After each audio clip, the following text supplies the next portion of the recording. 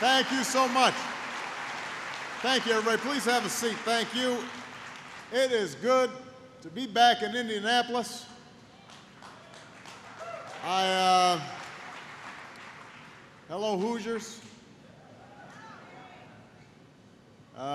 Sorry about the Pacers.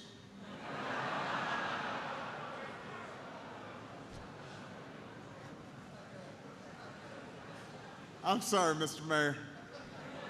Give the mayor a big round of applause. He's doing a great job.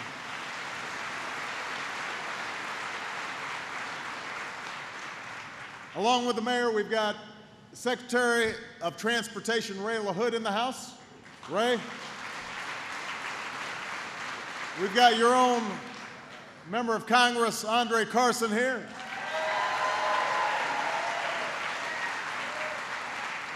And I want to thank Larry Dewey and everybody here at Allison for their extraordinary hospitality.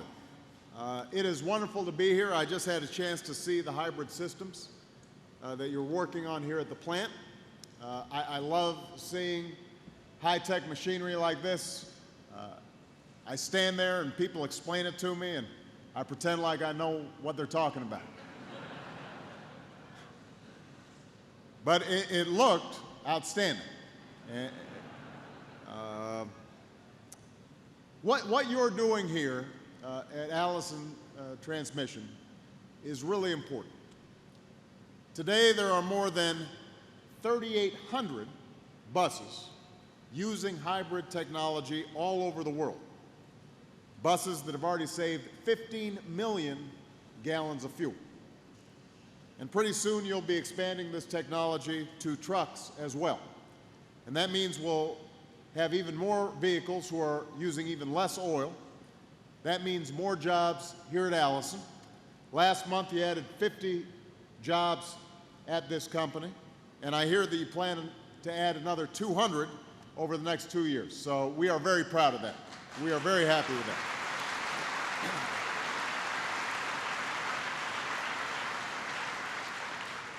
This is where the American economy is rebuilding, where we are regaining our footing.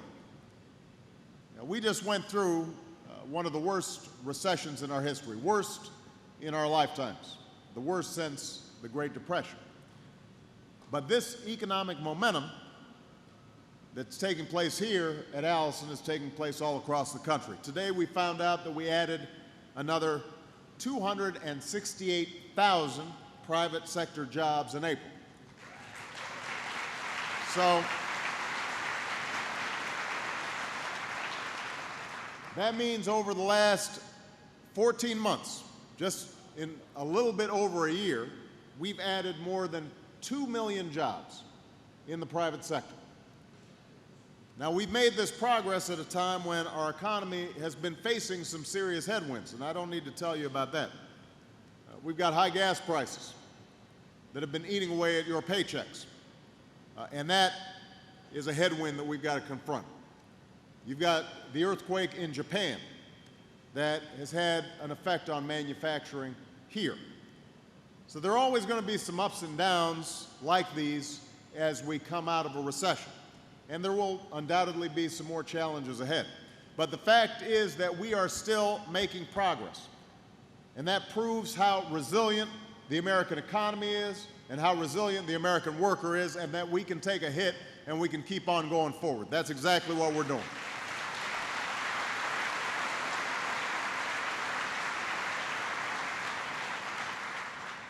Now, despite the good work that's being done in Allison, obviously here in Indiana and all across the country, there's still some folks who are struggling. And a lot of people are thinking, where are those new jobs going to come from that pay well, have good benefits, can support a family?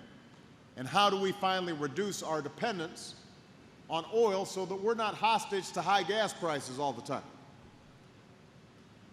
The reason I'm here today is because the answers to these questions are right here at Allison, right here in these vehicles, right here in these transmissions. This is where the jobs of the future are at. We're going to have a lot of jobs in the service sector because we're a mature economy. But America's economy is always going to rely on outstanding manufacturing, where we make stuff, where we're not just buying stuff overseas, but we're making stuff here and we're selling it to somebody else. And that's what Allison's all about.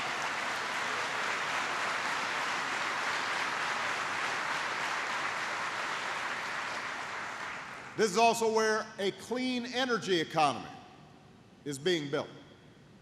This is the kind of company that will make sure that America remains the most prosperous nation in the world.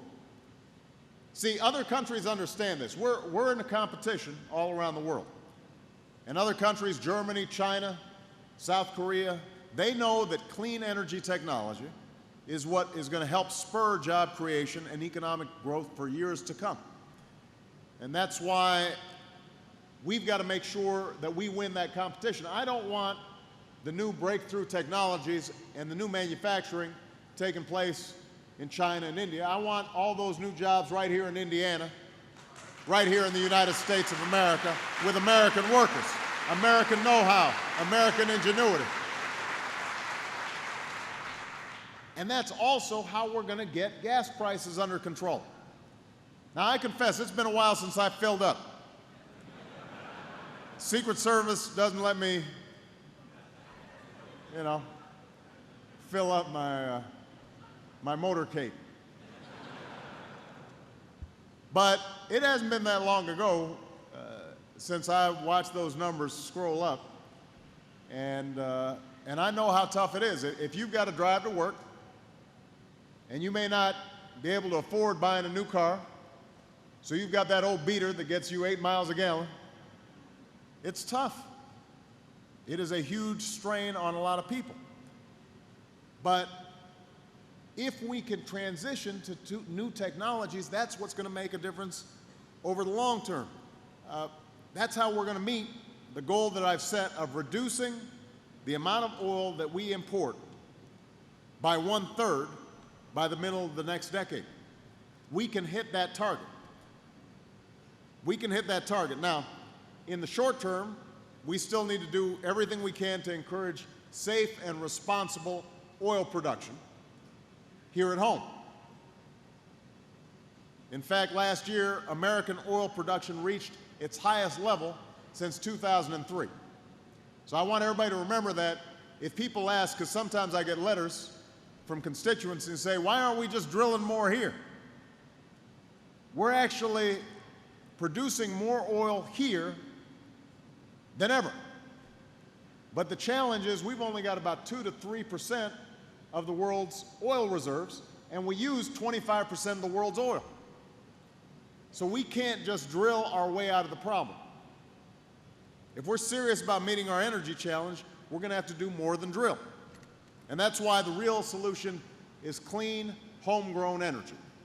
The real solution is advanced biofuels, and there's a lot of good biofuel work being done here in Indiana.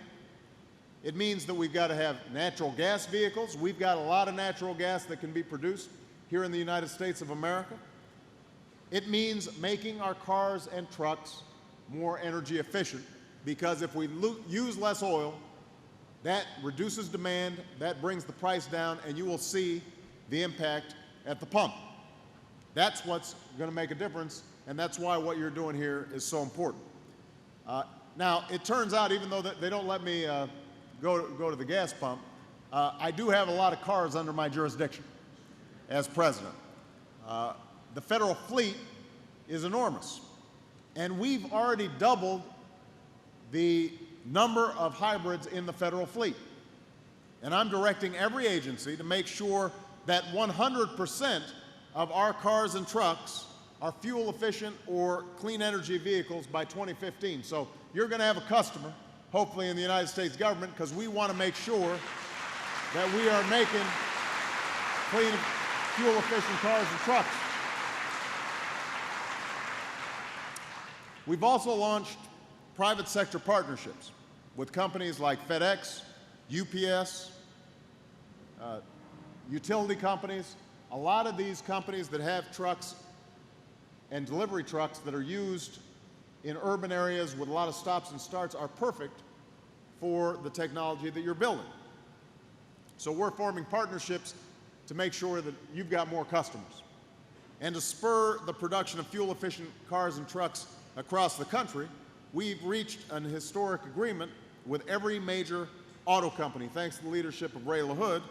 They're ramping up the fuel economy of their cars and trucks. And that will not only save 1.8 billion barrels of oil, it's going to save you, the average driver, about $3,000 at the pump as cars increasingly get better gas mileage. And this July, we're finalizing new fuel efficiency standards for heavy-duty trucks for the first time in our history, and that could actually end up saving us, we were talking about this the other day, it could end up saving us something like 500 billion barrels of oil, huge amounts of oil, because heavy trucks use so much.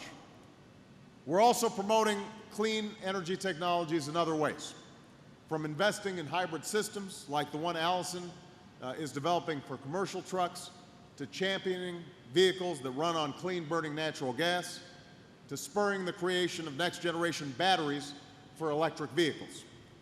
You know, a few years ago, America only produced 2% of the world's advanced batteries. Those are the batteries that are going into these new electric cars.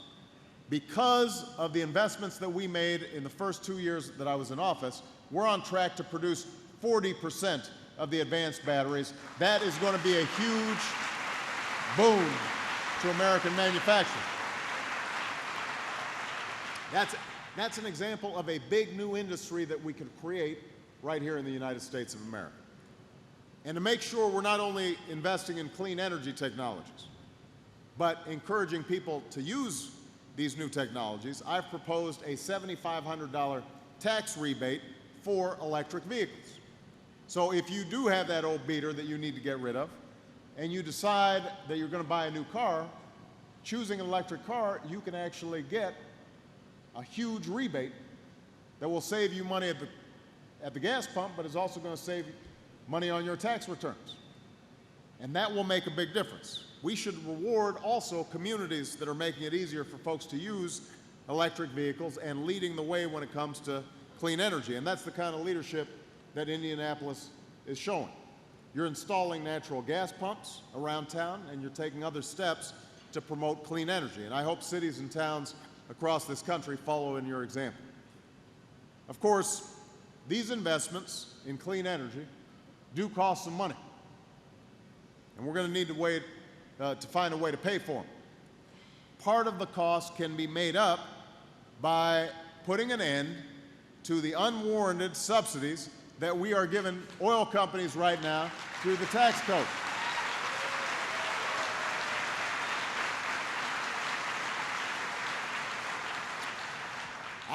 I want everybody to listen here. Oil companies over the last 5 years, through recession, through ups and downs, the top 5 oil companies, their profits have ranged between $75 billion and $125 billion. That's with a B. Not million, billion. And yet they still have a tax loophole that is costing taxpayers $4 billion every year. Now, if you're already paying them at the pump, we don't need to pay them through the tax code. We do not need to do it.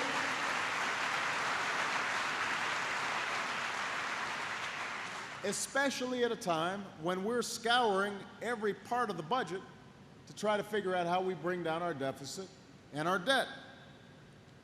Now, if we're honest with ourselves, we'll admit that even if we end these taxpayer subsidies, we're still going to have more work to do in getting control of our deficit and debt. And I know that in this difficult fiscal climate, it may be tempting for some people to say, let's stop investing in hybrid technology. Let's stop investing in basic research. Let's stop investing in the infrastructure that's needed to make sure that we can transition to new forms of transportation. That's the temptation. But I profoundly disagree with that approach. If we're going to win the future, we've got to cut out the things we don't need, but still make investments in the things that we do. That's what you do at home. If somebody in your family loses a job, if your hours get cut, what do? You may stop going out to a restaurant to eat. You may decide we're going to put off, buying that new furniture or taking that vacation, but you're not going to stop fixing the boiler or the hole in the roof. You're not going to stop making sure that you got enough money to help your kids go to school. Those are the things, that's like your seed corn. You don't eat that. The same is true for the federal government.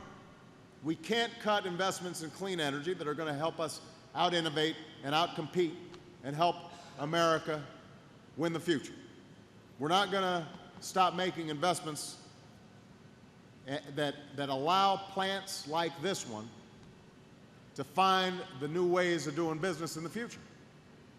I want to make sure the federal government is right here with you as a partner with you as you move forward. And we can do it and still get control of our debt and our deficit if we do it smart. For nearly 100 years, this company has made its way forward through ups and through downs, making advances that have transformed everything from buses to planes to tanks. Jim Allison actually helped start the Indy 500 back in 1909, not just to race cars, but to test new race car components. And that same spirit of innovation and ingenuity is what I've seen in the workers that I talk to today. And that's why I'm so confident in this country. That's why I'm so optimistic about our economic future, because I believe in all of you. I believe in the American worker, and I believe in American business. For all the challenges we face, this country is still home to the most entrepreneurial, most industrious, most determined people on the planet. There is nothing we cannot do so long as we put our mind to it, so long as we keep our eyes on the prize. And I'm going to keep on working with you to make sure we do that so long as I have privilege of being President of the United States. Thank you, everybody. God bless you. God bless the United States of America.